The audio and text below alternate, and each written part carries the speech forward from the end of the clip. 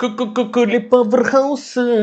കൂലി power house ആയോ അതോ വെയർ ഹൗസ് ആയോ എന്ന് നമുക്ക് നോക്കാം. സിനിമ തുടങ്ങുമ്പോൾ തന്നെ രജനീകാന്തിന് ഒരു 50 വർഷത്തെ ഒരു ട്രിബ്യൂട്ട് പോലത്തെ ഒരു പരിപാടി കൊടുക്കുന്നുണ്ട്. സംഭവം അടിപൊളിയായിരുന്നു. നല്ല കിടിലം ഒരു ടൈറ്റിൽ കാർഡ് പോലത്തെ ഒരു എക്സ്ട്രാ സാധനം. അത് നൈസായിരുന്നു കേട്ടോ. അത് എടുത്ത് പറയേണ്ട ഒരു സാധനമാണ്. ഇനി പടത്തിലോട്ട് വരാം. പടത്തിന്റെ കഥ, ലോജിക്ക് അല്ലെങ്കിൽ ആ മാതിരി ഐറ്റംസ് ഒന്നും നോക്കിയിട്ട് ഈ സിനിമയ്ക്ക് പോകരുത്. എനിക്ക് ബേസിക്കലി ഇതിന്റെ സ്റ്റോറി ലൈനോ ഒന്നും ഇഷ്ടപ്പെട്ടില്ല. പക്ഷേ ഏതാണ്ട് 2 മണിക്കൂർ 50 മിനിറ്റ് ആണ് ഈ സിനിമയുടെ ഡ്യൂറേഷൻ വരുന്നത്. ഞാൻ 6 മണിക്ക് തിയേറ്ററിൽ കയറിയിട്ട് കറക്റ്റ് 9 മണിക്കാണ് ഇറങ്ങിയത്. കൃത്യം 3 മണിക്കൂർ എടുത്ത് സിനിമ തീരാൻ വേണ്ടിയിട്ട്, ഇൻക്ലൂഡിങ് ഇന്റർവെൽ. അപ്പൊ ഈ 3 മണിക്കൂറും നിങ്ങളൊരു മാസ് പടം എൻജോയ് ചെയ്യുന്ന ഒരാളാണെങ്കിൽ നല്ല അടിപൊളിയായിട്ടിരുന്ന് എൻജോയ് ചെയ്ത് ഒരു ലാഗും അടിക്കാതെ ഇങ്ങനെ കണ്ടിരിക്കാം. ആ ഒരു വകുപ്പ് ഇത് നമുക്ക് തരുന്നുണ്ട്. ഈ സിനിമയുടെ ഏറ്റവും വലിയ പ്രത്യേകത എന്ന് പറഞ്ഞു കഴിഞ്ഞാൽ ഇതിനകത്ത് ഒരുപാട് സ്റ്റാർസ് അഭിനയിക്കുന്നു എന്നുള്ളതാണല്ലോ. രജനീകാന്ത് ദേവയായിട്ട് വരുന്നു, അതുപോലെ തന്നെ നാഗാർജുന സൈമൺ ആയിട്ട് വരുന്നു. നാഗാർജുന ഒന്നും പറയാനില്ല, എന്ത് മനുഷ്യനാണോ അംഗീകരിക്കുന്നത്, എന്തൊരു ലുക്കടേ, മാരക ലുക്ക്.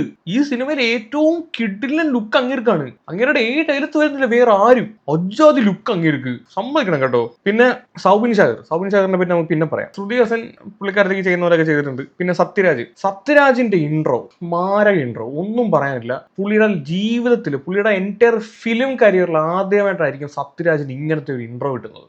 അത് നിങ്ങൾക്ക് സിനിമ കാണുമ്പോൾ മനസ്സിലാവും. അത് കഴിഞ്ഞ് ഉപേന്ദ്ര കാലീഷ എന്ന് പറയുന്ന ഒരു ക്യാരക്ടറാണ് ചെയ്തിരിക്കുന്നത്. ഈ സിനിമയിലെ ഏറ്റവും ബെസ്റ്റ് ഇൻട്രോ കിട്ടിയിരിക്കുന്നത് ഉപേന്ദ്രയ്ക്കാണ്. പുള്ളിക്ക് അധികം ഡയലോഗ്സോ കാര്യങ്ങളൊന്നും ഇല്ല, പക്ഷെ ഉള്ള സാധനം അധികം ബോറാക്കാതെ ചെയ്തിട്ടുണ്ട്. പുള്ളിയുടെ നടത്തം മാത്രമേ ഉള്ളൂ എനിക്ക് അത്ര ഇഷ്ടപ്പെടാതെ പോയത്. ഇഷ്ടിക എടുത്ത് കശത്ത് വെച്ചിട്ട് നടക്കുന്നതിന്റെ തൊട്ട് രജനീകാന്തിന്റെ കൂടെ നടന്നു വരുന്നുണ്ട്, അതത്ര ഇങ്ങോട്ട് സൂചിച്ചില്ല. ബാക്കിയെല്ലാം അത്യാവശ്യം പുള്ളി വെട്ടിപ്പായിട്ട് ചെയ്ത് ഓവറാക്കി ചളവാക്കാൻ നിന്നിട്ടില്ല. പിന്നെ അമീർ ഖാനെ കൊണ്ടുവന്നത് രജനീകാന്തിന് ഒരു സലാം പറയാൻ വേണ്ടിയിട്ടാണ്, വേറെ കാര്യമൊന്നുമില്ല. ഇതിനകത്ത് കുറെ വില്ലന്മാരുണ്ട്. ഈ വില്ലന്മാർക്കെല്ലാം രജനീകാന്തിനോട് ഭയങ്കര ബഹുമാനമാണ്. എല്ലാവരും വന്നിട്ട് രജനീകാന്തിന്റെ അടുത്ത് ഭയങ്കര ബഹുമാനം കൊടുത്തിട്ടാണ് നിൽക്കുന്നത്. എത്ര വലിയ കൊടൂര വില്ലനാണെങ്കിൽ രജനീകാന്തിനെ കാണുമ്പോൾ ഒന്ന് ബഹുമാനം കൊടുക്കും. ഇനി സൗബിൻ ഷാഗറിലോട്ട് വരാം.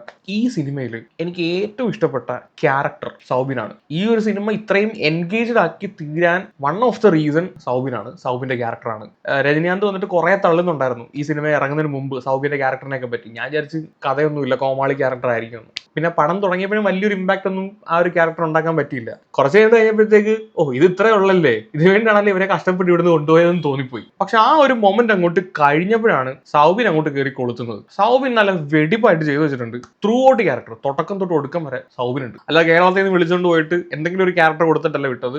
നല്ലൊരു ക്യാരക്ടറാണ് സൗബിന് കിട്ടിയിരിക്കുന്നത്. നല്ല രീതിയിൽ പുള്ളിക്കാരൻ അത് ചെയ്തു വെച്ചിട്ടുണ്ട്. രജനീകാന്തിലോട്ട് വരുമ്പോഴത്തേക്ക് അണ്ണൻ എല്ലായിടത്തും പോയി മാസ് കാണിക്കാൻ ശ്രമിക്കുന്നുണ്ട്. അത് എല്ലായിടത്തും പോയി മാസ് കാണിക്കേണ്ട ആവശ്യമൊന്നുമില്ല. മരിച്ച വീട്ടിൽ പോയിട്ട് ചിരിച്ചു കാണിക്കുകയും അവിടെ പോയിട്ട് പഞ്ച് ഡയലോഗ് അടിക്കേണ്ട ആവശ്യമില്ല. അത് ഭയങ്കര അരോചകമായിട്ട് ഫീൽ ചെയ്തു. മാസ് കാണിക്കേണ്ടടുത്ത് മാത്രമേ മാസ് കാണിച്ചാൽ മതി. എല്ലായിടത്തും പോയിട്ട് മാസ് കാണിക്കുമ്പോൾ അത് ഒരുമാതിരി ഫീൽ ചെയ്യുന്നുണ്ട്. പുള്ളിയുടെ പരിപാടികളൊക്കെ ഇതിനകത്ത് അടിപൊളിയാണ്. പുള്ളിയുടെ ലുക്കും കാര്യങ്ങളും സ്ക്രീൻ പ്രസൻസും ഡാൻസും എല്ലാ പരിപാടിയും നൈസാണ്. പക്ഷെ ഇതിനകത്ത് ഏറ്റവും ഇഷ്ടപ്പെട്ടത് ഒരു ഫ്ലാഷ് ബാക്ക് കാണിക്കുന്നുണ്ട്. അത് ആര് ചെയ്താണെങ്കിലും നല്ല രീതിയിൽ പണിയെടുത്തിട്ടുണ്ട്. ലോകേഷ് അണ്ണൻ പിന്നെ ലിയോയ്ക്കകത്ത കുറെ പരിപാടി ഇതിനകത്ത് കുത്തി കയറ്റിട്ടുണ്ട്. പഴയ പാട്ടിട്ടുള്ള അടി, ആ ഒരു സാധനമൊക്കെ 1-2 എടുത്ത് പ്രയോഗിച്ചിട്ടുണ്ട്. പടം മൊത്തത്തിൽ കൊള്ളാടെ, കണ്ടിരിക്കാം, ബോറൊന്നും അടിക്കത്തൊന്നുമില്ല.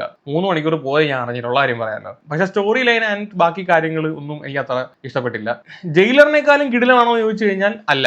എന്നാൽ വേട്ടയാനേക്കാളും കിടിലമാണ്. ജയിലറിന് കീഴെ വേട്ടയാന് മേലെ എന്നാണ് എന്റെ ഒപ്പീനിയൻ. സോ പടം കണ്ടിട്ടുള്ളവരാണെങ്കിൽ നിങ്ങളുടെ ഒപ്പീനിയൻ വന്ന് പറയൂ. കൂടുതലൊന്നും പറയാനില്ല. ബാക്കിയൊക്കെ നിങ്ങൾ തിയേറ്ററിൽ പോയി കണ്ട് മനസ്സിലായിക്കോ. അപ്പൊ ശരിയെങ്കിൽ ബൈ.